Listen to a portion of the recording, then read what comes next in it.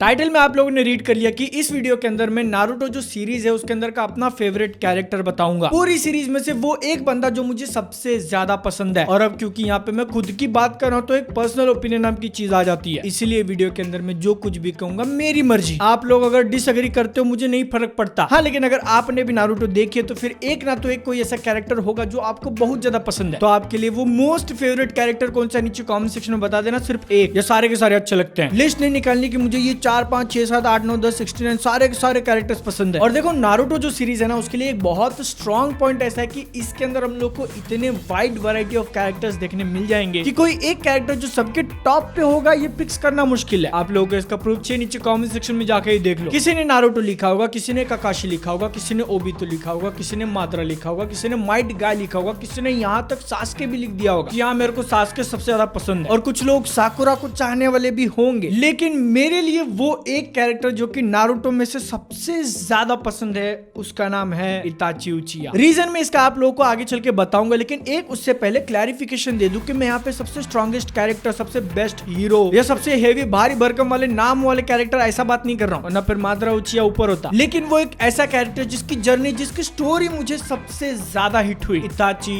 उचिया। Naruto इस series के अंदर इताची उचिया को जिस तरीके से इंट्रोड्यूस किया जाता है हमारे सामने विलन, ओरोचिमारू का जो अटैक था वो खत्म हो गया और इसके बाद अब अगला विलन कौन होगा, सामने आता है इताची उचिया। उस टाइम तक इताची उचिया के बारे में हम लोग को जितनी थोड़ी बहुत इंफॉर्मेशन दी गई थी और उसके इंट्रोडक्शन में जो पावर्स दिखाई हैं, जितना डर मेरे को ओरोचिमारू से नहीं लगा था उससे ज्यादा मैं घबरा गया था इताची उचिया को देख के। मेरे को लगा भाई ये आएगा और अब ये जो है सबकी मार के रख देगा। कूलनेस का जो क्वेश्चन होता है ना कि कितना ज्यादा कूल बंदा है उसमें भी ऊपर और कितना ज्यादा डेंजर बंदा है उसमें भी ऊपर, ये सबके ऊपर से इताची उचिया के पास जो पावर्स होती है ना उनका तो जवाब ही नहीं। Easily one of the strongest character in the entire series. ऊपर से अगर हाशिरामा ने खुद किसी के बारे में ऐसा बोला कि वो तो मेरे से भी ऊपर वाला शिनोबी है, मतलब आप लोग समझ लो कि बंदे का लेवल क्या होगा। ये सारी चीजों के ऊपर से एक और इंपॉर्टेंट बात ऐसी कि बंदे के साथ जो ट्रेजेडी हुई जिंदगी में उसको मैं कहूंगा अल्टीमेट सफरिंग। क्यों? और साथ में सैक्रिफाइस वाला वर्ड भी जोड़ देना। क्यों? क्योंकि देखो यहाँ पे मैं आप लोगों से क्वेश्चन पूछता हूँ कि एक बंदे के लिए जो अल्टीमेट सैक्रिफाइस होगा ना वो क्या होगा। आपको अगर कहा जाए कि आप अपनी जिंदगी का सबसे बड़ा सैक्रिफाइस करो तो क्या करोगे? बहुत सारे लोगों के हिसाब से जो अल्टीमेट सैक्रिफाइस होता है यानी कि खुद की जिंदगी कुर्बान कर देना। लेकिन यार अगर आपने अपनी जिंदगी कुर्बान कर दी, आप मर गए तो उसके बाद खत्म, आपकी जितनी भी सारी सफरिंग्स थी वो वहीं पे रुक जाएंगी। लेकिन अगर वहीं पे आपके सामने एक ऐसा ऑप्शन रखा जाए कि या तो अपने देश को चुनो या तो अपने पेरेंट्स को, दोनों में से एक, किसको चुनोगे? लाइक यहाँ पे क्या खुद को आप लोग इमेजिन भी कर सकते हो कि ऐसे सिचुएशन में फंस जाना जहाँ पे अगर आपको अपने देश को बचाना है तो खुद के पेरेंट्स को अपने ही हाथों से मारना पड़ेगा। सोच के देखो अगर आप ऐसे सिचुएशन में फंस गए तो फिर क्या करोगे? और सिर्फ सिचुएशन के अंदर फंसने पे ही बात खत्म नहीं हो जाती। इताची उचिया को डिसीजन भी लेना पड़ा और उसने चूज किया अपना विलेज, अपने देश को, मार दिया पेरेंट्स को अपने हाथों से। वो पेरेंट्स जिसने उसको उसकी जिंदगी दी है, पाल पोस के इतना बड़ा किया है। तो अब मुझे बताओ कि जो अल्टीमेट सैक्रिफाइस वाली बात हो रही थी, क्या है अल्टीमेट सैक्रिफाइस? खुद की जिंदगी दे देना या उनकी जिंदगी ले लेना जिन्होंने आपको जिंदगी दी है? इतना सब कुछ करने के बाद भी जिन लोगों को आपने बचाया, अपने कंट्री वालों को, वो लोग आपको विलन मानने लगते हैं। आपकी फैमिली का जो इकलौता मेंबर जिंदा है, आपका छोटा भाई, वो भी आपके खिलाफ है और आपकी जान लेना चाहता है। तो जैसा कि मैं थोड़ी देर पहले बोल रहा था कि खुद की जान दे देना is not the ultimate sacrifice, बल्कि एक अच्छा इंसान होने के साथ साथ बहुत ज्यादा टैलेंटेड होना और फिर भी खुद की गलती नहीं होते हुए ऐसे सिचुएशन में फंस जाना और अपने पेरेंट्स की जान खुद की हाथों से लेने के बाद भी जिंदा रहना, that is the ultimate sacrifice and ultimate suffering. Itachi Uchiha की जिंदगी की ये जो स्टोरी है ना उसको सीरीज ने जिस तरीके से धीरे धीरे हमारे सामने रिवील किया, स्टार्टिंग के ऑलमोस्ट उसके मरने तक एकदम बहुत ज्यादा तगड़ा विलन। सास्के उचिया जो कि स्टार्टिंग में हीरो जैसा कैरेक्टर था, उसकी जिंदगी का अल्टीमेट गोल था कि अपने बड़े भाई को मारना। और अपने को तो उस टाइम तक इंफॉर्मेशन भी इतनी ही दी थी कि इताची उचिया ने अपने पूरे क्लैन वालों को मार दिया। क्यों?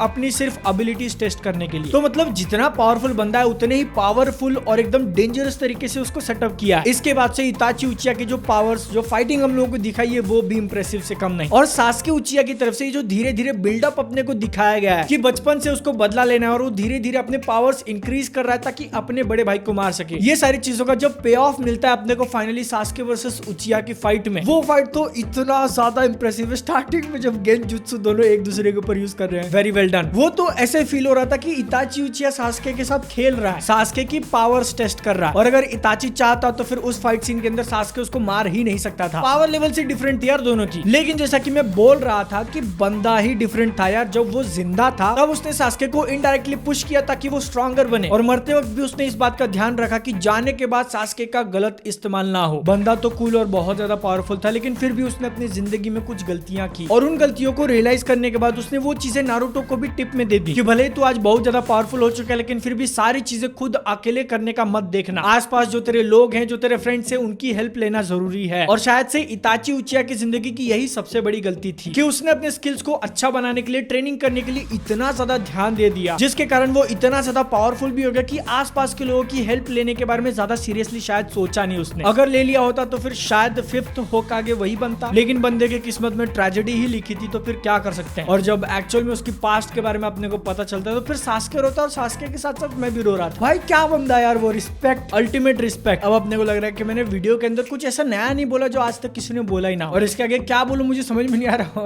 वरना मैं आगे कंटिन्यू नहीं कर पाऊंगा, क्योंकि अब जो है बादल ऐसे थोड़ा बरसने का हो गया है। तो इसीलिए आप लोग क्या सोचते हो इताची के बारे में नीचे कमेंट सेक्शन में बता देना। मैं मिलता हूँ नेक्स्ट वीडियो में। जय हिंद, वंदे मातरम, बाय।